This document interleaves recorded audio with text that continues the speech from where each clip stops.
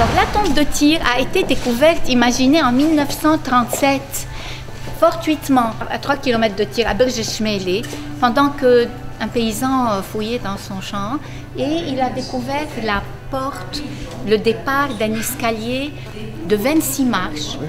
Et au bout de cet escalier, il y avait donc, c'est une tombe, un hypogée, qui est creusé dans le rocher. Et à l'intérieur, ce qui était extraordinaire, exceptionnel, c'est les peintures qui recouvraient les 4 côtés de ces murs. Toutes les parois, si vous voulez, les parois, l'enduit et les fresques ont été enlevées des murs de cette grotte à Tyr et ont été recomposées dans cette pièce que vous voyez ici.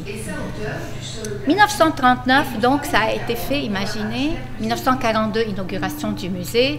1975, le musée ferme. Pendant toutes ces années-là où le musée était fermé, il y a eu des remontées d'eau, il y a eu beaucoup d'humidité dans le sous-sol et les fresques ont beaucoup souffert. Retenez votre souffle. Pas d'objets de valeur retrouvés ici, la tombe avait été volée. Par contre, ce qui a été retrouvé, c'est des lampes à huile, des monnaies qui ont daté la tombe du IIe siècle avec beaucoup de précision. La tombe a été utilisée une 50aine d'années, probablement sur 3 générations. Tous les thèmes proviennent de la mythologie grecque. Ce sont des thèmes qui n'ont pas été choisis par hasard. Cette scène-là, qui est la plus importante, je dois dire, puisque en descendant cet escalier, c'est la première scène qui apparaît et qui prend tout le mur, représente le rapt de Proserpine.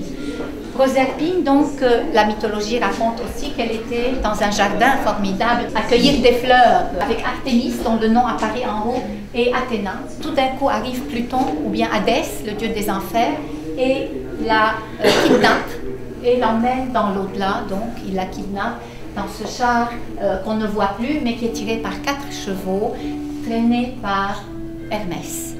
Hermès qui est reconnaissable à sa cheville ailée.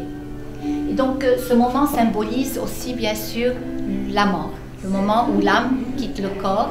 C'est une tombe, on ne sait pas vraiment à qui elle appartenait puisqu'il n'y a pas d'inscription. Il y a une seule inscription en fait, mais sans le nom du commanditaire. Et l'inscription est là-bas et elle dit « Courage, nul n'est immortel ».